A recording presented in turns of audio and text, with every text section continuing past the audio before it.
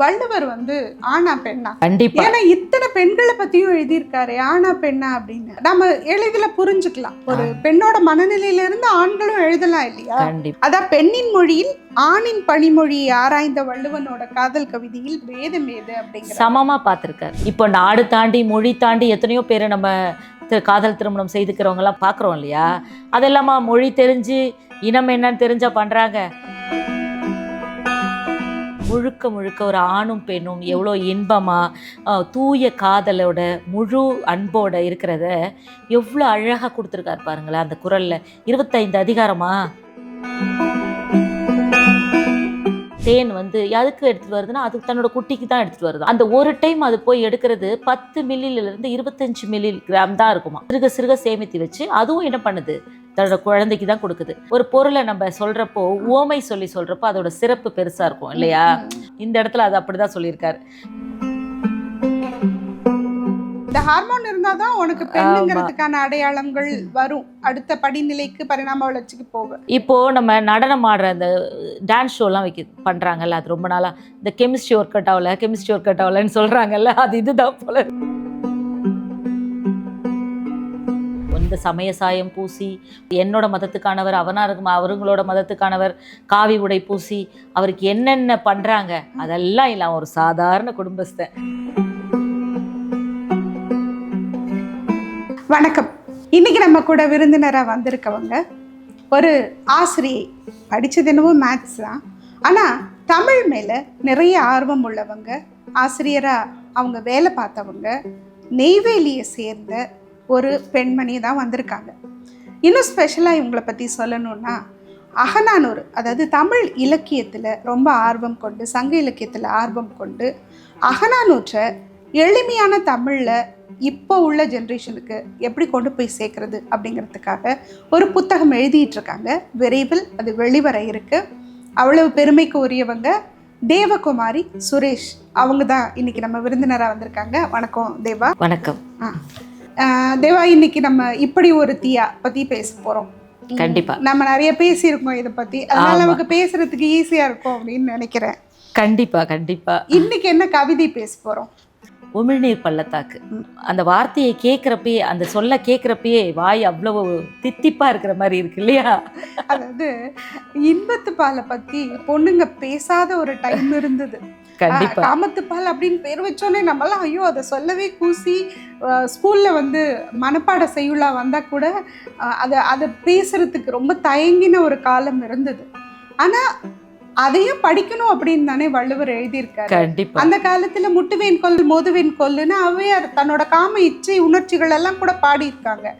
அப்படி பெண்பார் புலவர்கள் வசிச்ச ஒரு சமூகத்திலேருந்து வந்த நாம ஏன் இன்பத்து பால படிக்கிறதுக்கு இவ்வளவு தயங்கணும்? அது ஏன் இத்தனை நாள் நம்ம விட்டு வச்சோன்னு தெரியல. நமக்கே வெக்கமா இருக்கு. ஆமா. இந்த குரலை கேட்டோடனே உங்களுக்கு இன்னொன்னு ஞாபகம் வந்திருக்கணுமே? நிறைய ஞாபகம் வருது. ஐயாவோட பன்மாய கல்வன், அதுல வெள்ள பாகுமொழி என்னை வென்றெடுத்த பாகுவலி அப்படின்னு காதலனை பத்தி சொல்லும் போது ஒரு கவிதை வரும். அது எங்க 2 பேருக்குமே மறக்கவே முடியாத ஒரு கவிதை. என்னடா தேவா வந்து நாங்க பேசியிருக்கோம் அப்படின்லாம் நீங்க யோசிக்கலாம். நாங்க அதே வள்ளுவம் போற்றுவோம், நான் சொன்ன மாதிரி ராணிமா, சரவணன் சார் எல்லாருமே அதே குழுவில் இருந்து வர்றதுனால, நாங்கள் தினம் கூடி பேசுறதுனால எங்களுக்கு இதெல்லாம் முன்னாடி பேசின விஷயங்கள் நீங்கள் தப்பாக நினச்சிக்காதீங்க. சரி, நம்ம உமிழ்நீர் பள்ளத்தாக்குன்னே வருது, பள்ளத்தாக்கு அதை தான் சொல்லணும். உமிழ்நீர் பள்ளத்தாக்கு. அதிகாரம் காதர் சிறப்புரைத்தல். குறள் எண் 1121. பாலோடு தேன் கலந்தற்றே பனிமொழி வாலையிரு ஊறிய நீர். கலைஞர் கருணாநிதி அவர்கள் உரை. இனிய மொழி பேசுகின்ற இவளுடைய வெண்முத்து பற்களிடையே சுரந்து வரும் உமிழ்நீர் பாலும் தேனும் கலந்தாற்போல் சுவை தருவதாகும் அப்படிங்கிறது இதோட பொருள். உமிழ்நீர் பள்ளத்தாக்கு. காதர் சிறப்புரைக்கும் அதிகாரத்தை இதைவிட கனிவாய், கவித்துவமாய், கவர்ச்சியாய் தொடங்கிட முடியுமா உலகத்திலே? கண்டிப்பா முடியாது. திருவள்ளுவர் என்ன பண்ணியிருக்காருன்னா, முழுக்க முழுக்க ஒரு ஆணும் பெண்ணும் எவ்வளோ இன்பமா தூய காதலோட முழு அன்போட இருக்கிறத எவ்வளோ அழகாக கொடுத்துருக்காரு பாருங்களேன் அந்த குறளில். 25 அதிகாரமா. நமக்கு 25 அதிகாரம் இல்லைங்களா, அவ்வளோ அழகா கொடுத்துருக்காரு. நம்ம இது படிக்க படிக்க நமக்கு எவ்வளோ இன்பம் தரும்ன்றது இந்த ஒரு குறள் மூலமே நம்ம தெரிஞ்சுக்கலாம் போல இருக்கு இல்லையா. வள்ளுவனின் காதர் சிறப்பறிதல் வாழ்வின் இன்பம். அவருக்கு சமய சாயம் பூசுவது சதிச்செயல், பண்பாட்டு அரசியல் இது நிற்க. இதுல நம்மளோட மொத்த ஐயாவோட மொத்த நோக்கமும் இந்த கவிதையில நிறைவேறிட்டதா நான் நினைக்கிறேன். இந்த இடத்துல நம்ம பண்பாட்டு அரசியல்னு சொல்றப்ப தோப்பா தான் ஞாபகத்துக்கு வருது. தோப்பா எல்லாத்தையுமே சொல்லுவாரு இல்லையா. எப்பவுமே அரசியல்ல மாத்தலாம், நீங்க அதை திருத்தி எழுதலாம். ஆனா பண்பாடுகளை திருத்தி எழுதவே கூடாது. தோப்பா எப்பவுமே சொல்ற மாதிரி, நான் முன்னாடியே ஐயாவோட பேசும்போது நான் குறிப்பிட்டேன், பாட்டி வைத்தியம் அப்படின்னு சொல்றத பண்பாட்டு அரசியல், பண்பாட்டு சீரழிவு அப்படின்னு, பண்பாட்டு அரசியல் சீரழிவு அப்படின்னு சொல்லுவாரு தோப்பா. சிறு தெய்வங்களை நம்ம குறிப்பிடுறப்பையும் அது ஒன்றும் சொல்லுவாங்க. சிறு தெய்வங்கள் அப்படின்னு நம்ம சொல்லக்கூடாது, நாட்டார் தெய்வங்கள்னு அவங்கள சொல்லணும். ஏன்னா அவங்க தான் நம்மளோட உண்மையான தெய்வங்கள். பெருந்தெய்வங்களா இந்த சமயங்கள் அதை ஒரு தூக்கி உயர்படியில உட்கார வச்சிருச்சே தவிர, நம்மளோட தெய்வங்கள் நாட்டார் தெய்வங்கள். அது ஒரு பண்பாட்டு சீரழிவு அப்படின்னு சொல்லுவாரு. தோப்பா இல்லாத இடமும் இல்லை. யாரு பகுத்தறிவோட பேசினாலும் அந்த இடத்துல தோப்பா நிக்கிறாரு, நமக்கு நினைவுல இருக்காரு. அடுத்து நீங்க படிங்க. பாலூட்டி உயிரினத்தின் உயிர் ஊட்டம், தாய்மையின் தனி இயல்பாய் மடி சுரக்கும் இயற்கை நன்பால் என்று குறள் அழைத்த நன்மை. மடி சுரக்கும் இயற்கை நன்பால் என்று குறள் அழைத்த நன்மை. இது நன்பால் அப்படிங்கும்போது நமக்கு என்ன உடனே தோணுது? தாயோட பால் இல்லையா. குழந்தை பிறந்ததும் கொடுக்கிற அந்த பால், அதுதான் ஊட்டச்சத்து நிறைந்தது, தூய்மையானது அப்படின்னு அதுக்கு ஒரு மரியாதை எப்பவுமே நம்ம சமூகத்துல உண்டு. தாய்மைக்கு உள்ள மரியாதையும் அந்த தாய்ப்பாலுக்கும் நம்ம கொடுக்குறோம். அப்படி இருக்கு உயிர் ஊட்டம், பாலூட்டி உயிரினத்தோட உயிர் ஊட்டம் அந்த பால் தான். தாய்மையோட தனி இயல்பா மடி சுரக்கிற இயற்கை. அடுத்து பாலை முடிச்சிட்டாரு. அடுத்து தேன். மலருக்கும் வண்டுக்குமான மகரந்த உரையாடல் உழைப்பின் உவகை. கண்டிப்பா இல்லையா. அது துளி துளியா சிறுக சிறுக சேர்த்து எடுத்துட்டு வந்த அந்த தேன் எதுக்கு எடுத்துட்டு வருதுன்னா, அது தன்னோட குட்டிக்கு தான் எடுத்துட்டு வருதான். அந்த ஒரு டைம் அது போய் எடுக்கிறது 10 மில்லிலிருந்து 25 மில்லி கிராம் தான் இருக்குமா அதோட எடுத்துட்டு வர தேனோட அளவு. சிறுக சிறுக சேமித்து வச்சு அதுவும் என்ன பண்ணுது, தன்னோட குழந்தைக்கு தான் கொடுக்குது. தாயும் குழந்தைக்கு தான் கொடுக்குறாங்க, தேனும் அதோட குழந்தைக்குலாம், தேனியும் அது குழந்தைக்கு தான் கொடுக்குது. இது ரெண்டுத்தையும் மிக்ஸ் பண்றாரு பாருங்களேன், பாலோடு தேன். பாலோடு தேன் கலந்துட்டே. அது அது அது பாலே இனிமையானது, தேனா இனிமையாவே இயற்கையாவே கொண்டது, அவ்வளவு சீக்கிரம் கெட்டு போகாது. அது ரெண்டையும் கலந்தா எப்படி இருக்கும் அப்படின்னு ஒரு நம்மள கொண்டு உச்சத்துல நிறுத்தி வச்சிருக்காரு. இந்த பாடல் படிக்கும்போது எனக்கு ராணிமா அவையில சொன்ன ஒரு பாட்டு நினைவுக்கு வருது. அதாவது மலர் எப்பவுமே தோட்டத்துல மலர்ந்து தான் இருக்கும், அது கூடவே வாழ்ற தவளைக்கு அதோட அருமை தெரியாது. ஆனா தவளை கால்னு கத்திட்டு இருக்கும், மண்டூகம் அப்படின்னு அந்த இலக்கியத்துல சொல்றாங்க. தவளைக்கு அந்த மண்டூகம் கத்திட்டே இருக்கும், பூக்கு பக்கத்துல தான் எப்பவுமே வாழும். ஆனா அதுக்கு அதோட அருமை தெரியாது. எங்கேயோ இருந்து வர்ற வண்டுக்கு அதோட இருக்க மகரந்தம் குடிக்கணும்னு தெரியும் அப்படிங்கிற உடனே எனக்கு அந்த உண்மை நினைவுக்கு வருது. தேனும் பாலும் சொல்லிட்டாரா. இப்போ பால் ஒரு சுவை, தேன் ஒரு சுவை, இரண்டையும் கலந்தால் எது போல் இருக்கும்? எது போல இருக்கும்? இன்னது என்று அறியலாகாத இன்சுவை இருக்குமோ? இன்சுவையா இருக்குமோ அப்படின்னு சொல்லும்போது பாலும் தேனும் கலந்து குடிச்சுட்டா தெரிஞ்சிட போகுது. ஆனா இவர் பேசுற சப்ஜெக்டே வேற. வள்ளுவர் சொல்கிறார், நம்ம ஐயாவும் சேர்ந்து சொல்றாரு, இவள் பேசும் மொழி இனிமையானது, மென்மையானது, பால் போல் வெண்மை இவள் பற்கள். இப்பெல்லாம் மஞ்சளா தான் இருக்கு பல்லு. நாம என்னதான் பேஸ்ட் போட்டாலும் நம்ம கிட்ட இருந்து கறியை பிடுங்கிட்டாங்க, வேப்பங்குச்சியை பிடுங்கிட்டாங்க, ஆலங்குச்சியை பிடுங்கிட்டாங்க. அதனால இப்ப நம்ம எதை பண்ணி வெள்ளையாக்கலாது அப்படிங்கிற நிறைய டென்டிஸ்ட் இதை வச்சு வியாபாரம் பண்றாங்க, எல்லாமே நடக்குது. அதனால இப்பதான் கேக்குறாங்க, இதுல உப்பு இருக்கா, உங்க பேஸ்ட்ல கறி இருக்கா அப்படின்னு கேக்குறாங்க. ஆனா பால் போல் வெண்மை இவள் பற்கள், அவனுக்கு எப்பவுமே பால் போலதான் தோணுது. நீங்க படிங்க. அப்பற்களின் இடையில் ஊறும் உமிழ்நீர் பாலுடன் தேனை கலந்தது போல் இருக்குமா. இவனுக்கு கற்பனை இது, அவன் இன்னும் ருசிக்க முடியல, ஆனாலும் அவனுக்கு கற்பனை அது தோணுது. அடடா, பால் தேன் கலவைக்கு உமிழ்நீர் ஓமை. எங்க தூக்கி கொண்டு வச்சுட்டாரு பாருங்க. ஒரு பொருளை நம்ம சொல்றப்போ ஓமை சொல்லி சொல்றப்போ அதோட சிறப்பு பெருசா இருக்கும் இல்லையா. ஓமையோட நம்ம சொல்றப்போ அதோட சிறப்பு அதை வந்து பாராட்டவும் செய்யலாம், அதை வந்து இகழறதுக்கும் அதை யூஸ் பண்ணிக்கலாம். ஒரு ஓமையோட சொல்றான்னா இந்த இடத்துல அது அப்படிதான் சொல்லியிருக்காரு. பாலோடு தேன் கலந்த கலவைக்கு உமிழ்நீர் ஓமை. காதல் வேதியியலின் கவித்துவ புதுமை. இந்த இடத்துல வந்து அழகா எதுகை மோனை எவ்வளவு அழகா விளையாண்டுருக்கு பாருங்க. நீங்க எதுகை மோனையை பாக்குறீங்க, வேதியியலை இங்க கொண்டு வந்திருக்காரு பாருங்க. 2 பேருக்குள்ள உள்ள கெமிஸ்ட்ரி ஒர்க் ஆகும் போதுதான் அந்த ருசி எப்படி இருக்கும்னு அவனுக்கு தெரியும். ஆமா, அதனால இங்க வந்து ஒண்ணுமே ஒர்க் ஆகலை, இன்னும் இவனோட கற்பனையிலே போயிட்டு இருக்கு. அதனால அவரு காதல் வேதியியலின் கவித்துவ புதுமைன்னு சொல்லிட்டாரு. அடடா, உதடுகள் மறைத்த உமிழ்நீர் பள்ளத்தாக்கு. பள்ளத்தாக்கு, அது பல்லு இருக்கிறதுனால பள்ளத்தாக்கு ஆயிடுச்சு. காதல் அறிவியல் கண்டுபிடித்து சொல்கிறது பாலின இயக்கு நீர் பகுத்தறிந்து. இந்த பாலின இயக்கு நீர் அப்படின்னு ஏதோ ஒரு சப்ஜெக்டை பத்தி பேசுறாங்கன்னா ஒன்றும் இல்லை, நம்ம ஹார்மோன்ஸை பத்தி பேசுறோம், அவ்வளவுதான். ஆமா, ஈஸ்ட்ரோஜன், டெஸ்டோஸ்டரோன் இதெல்லாம் நமக்கு ஹார்மோன்ஸ். அதை எப்படி அழகா இங்க கொண்டு வந்து சேர்த்திருக்காரு. இதெல்லாம் வந்து மெடிக்கல் சயின்ஸ்ல பேச வேண்டிய விஷயம். ஆனா இந்த கெமிஸ்ட்ரியையும் இந்த ஹார்மோன்ஸோட செயல்பாட்டையும் இங்க கொண்டு வந்துட்டாரு. காதல் அறிவியல் கண்டுபிடித்து சொல்கிறது பாலின இயக்கு நீர் பகுத்தறிந்து. டெஸ்டோஸ்டரோன் ஆண் பாலின இயக்குநீர், ஈஸ்ட்ரோஜன் பெண் பாலின இயக்குநீர். இன்பத்துப்பால் இரு பாலின இயக்குநீரா? அதாவது அது பொதுவா சொல்லிட்டாரு.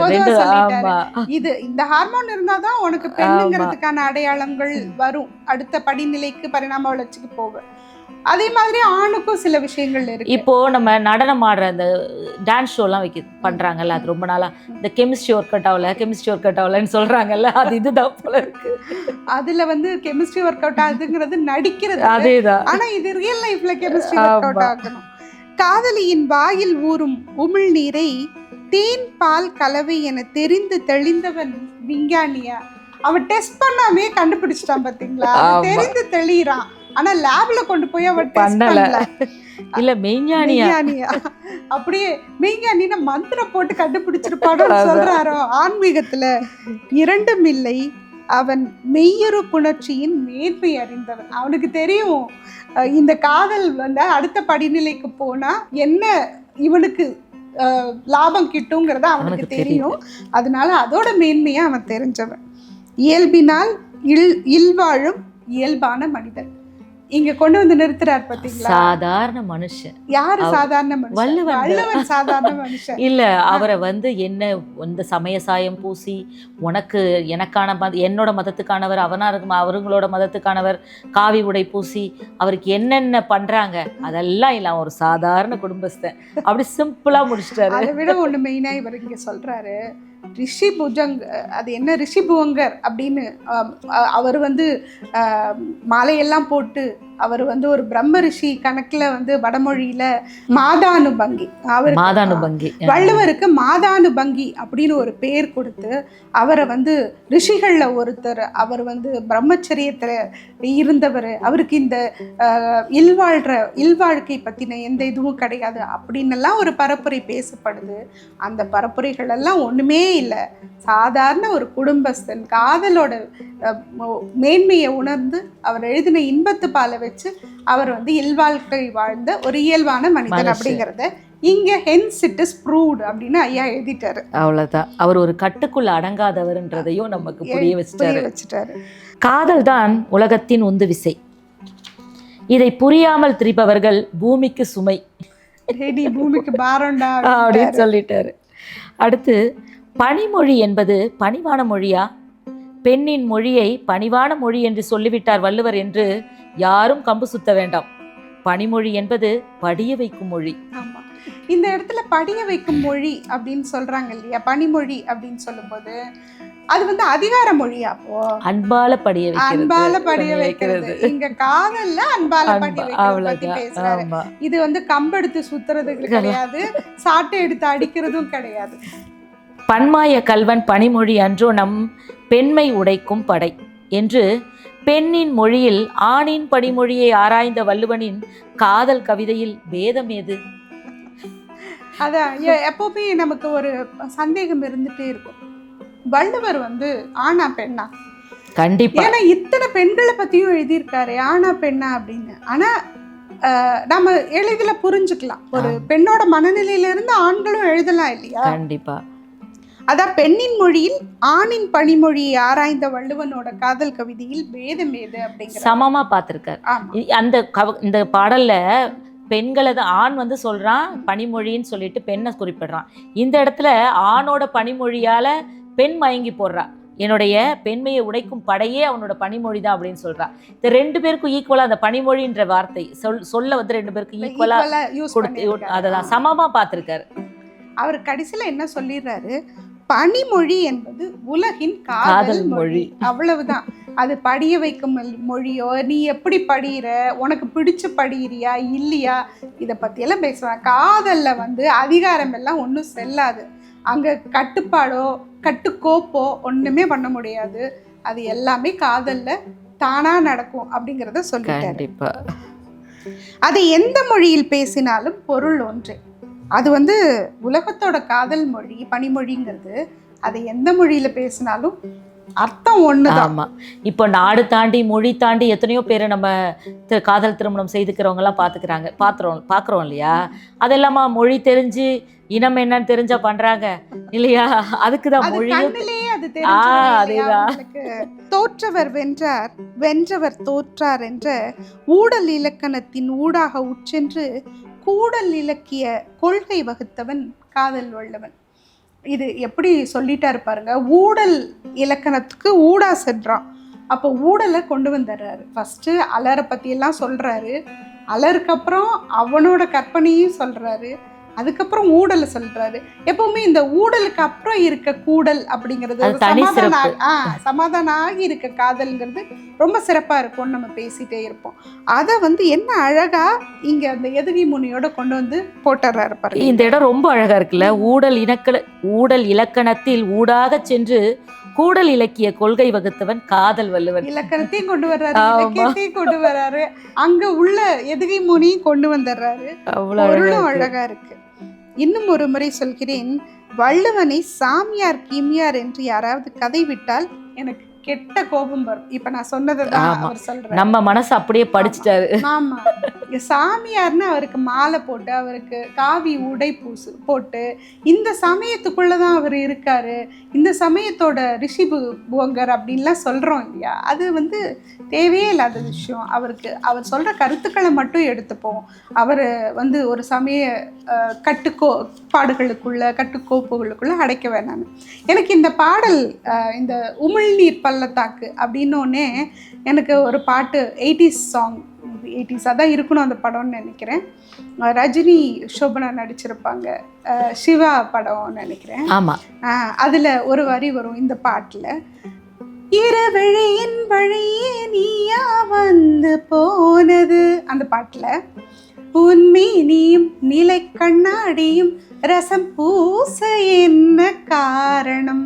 அவனுக்கு வந்து கண்ணாடி ரசம் பூசி இருக்கிறது தெரிஞ்சிருக்கும், ஆனா மீனி எப்படி ரசம் பூசும், பார்த்தோன்னே கண்ணுல ரெஃப்ளெக்ஷன் ஆகும் அப்படின்னு சொல்லி அந்த பாடல் வரும். அது எப்பவுமே எனக்கு பிடித்தமான வரிகள். மேபி வைரமுத்து எழுதியிருப்பாருன்னு நினைக்கிறேன், எனக்கு தெரியல ஷுவரா. அந்த பாடல் வரிகள் தான் இந்த கவிதை படிக்கும்போது எனக்கு ஞாபகம் வருது. நல்ல பாட்டு, அது இதுக்கு பொருத்தமா இருக்கும். கண்டிப்பா கண்டிப்பா. நன்றி. நம்ம அடுத்த கவிதையில சந்திக்கலாம். நன்றி.